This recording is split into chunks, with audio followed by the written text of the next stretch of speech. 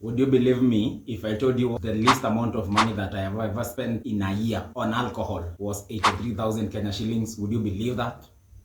I couldn't believe it myself until I did the math. Disclaimer, this video is not about how you can use the least amount of money to have the best time. Hii video naitengeneza ndo watu waache ulevi mingi, waache waste pesa, especially the Kenyan youth and the youth in the world at large. So, let's do this. A study by Paylab shows that Kenyans between the age of 25 and 35 earn a salary of about 58,000 Kenya shillings. But since I'm the one on the ground, women on the ground, I'll tell you for free, we don't make that money. It's around between 30 to 40,000. So let's go with 40,000. And then again, another study by The Star with statistics from KNBS shows that for every middle class Kenyan, for every 1,000 Kenya shillings they earn, they spend 145 shillings on alcohol and spirits and wine, etc., etc. Can you believe that? For every 1,000, you spend 145 shillings. It means if you are getting 40,000, you are spending around 4,500 on alcohol. Would you imagine that? That is a very sad reality in this country. Now, before I realized this, I did the calculation from my own behavior, from my own drinking patterns. Even though I didn't have that much money. Every day, I would take like 1 mug of keg. That's 60 bob per mug. Multiply by 5 days in a week. That's 300. During the weekends, me and my boys would go in a local pub. We buy each, maybe we are 3. So each one buys one jug. A jug of keg goes for around 180 Kenya shillings. Actually, it's 180 Kenya shillings. So Saturday and Sunday, each day you buy minimum. Sometimes you would even buy 2 or 3 depending on the mood of the day. 2 jugs each for Friday and Saturday. That's 360. 360 plus 300, that's 660. 660 multiplied by 52 weeks in a year. Now, relax. Wait, we are not yet done. Then there are bad days. When it's my birthday, I used like to go big. You know when you say go big or go home. So I used to always have a budget of 10,000. Let me explain. Before the evening party starts, during the day I would buy my friends the jugs I was telling you. Like about 5 jugs. Like I had like 10 close friends. So I would buy 5 jugs. One at 180 shillings. That's around 900. Then during the bash in the evening, I would buy 5 mzingas. Mzinga moja ni dhao. Then the accompaniments. There's soda and there's water. 2 sodas, 50 bob each, and 1 liter water. That's 100 Kenya shillings. Then things used to be cheaper. It's not like now. Actually now it's much more expensive. So that's 1,200 per mzinga times 5. That's 6,000.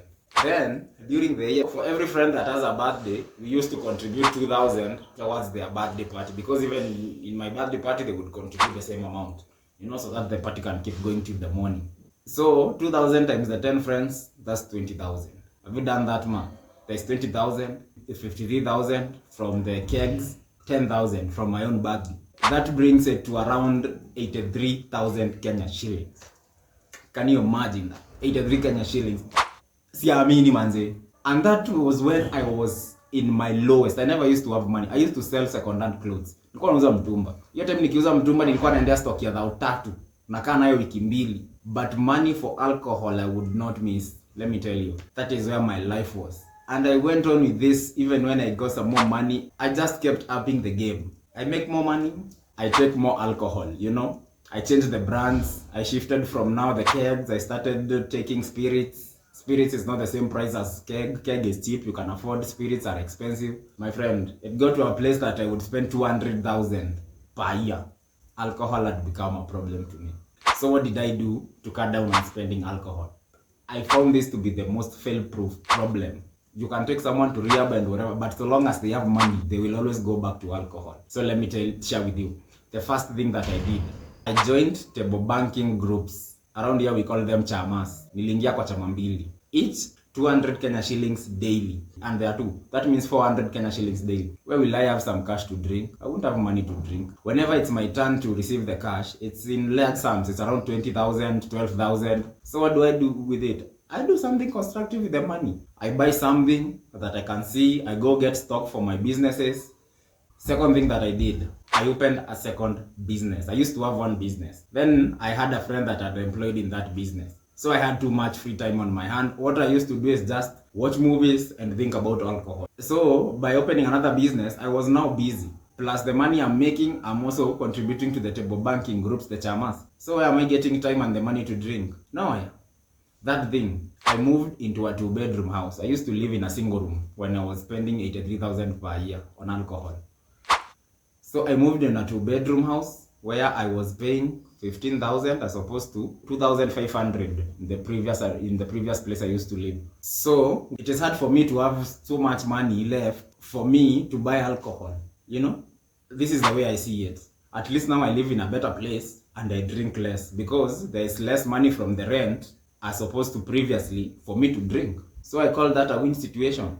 The other thing that I did, though it was not planned, I got married. This is the best thing that could have ever happened to me. And this was the biggest thing that helped me really mitigate this problem of alcohol. I got married and God blessed me with a bouncing baby boy. So now I'm spending so much on the family, I don't even have enough for some leisure activities. So got my budget cut down. Whenever even I buy alcohol up to date, it is when it is absolutely necessary that I have to celebrate that event with alcohol. But otherwise, I ain't got time for that. The last thing, the fifth thing that I did, I found myself a very involving hobby. When I opened the other business, after some time, I also got another friend of mine and employed him in that business. So I ended up having some spare time in my hands again. And you know what? An idle mind is the devil's playground. So what did I do? I started a hobby. It's YouTubing, whatever I'm doing right now. This hobby is so involving because you have to do research, you have to edit. And in editing, especially if you are starting without any background skills in editing, you have to learn at least one editing software. You have to learn photoshopping mostly. You have to spend a lot of hours in research. I'm telling you, I have learned so much from YouTube, I don't even know how I can put it. I think this is the best thing that has ever happened to me. And I'm just doing it as a hobby. It's not even for the likes or the subscription or for the monetization. I'm just doing it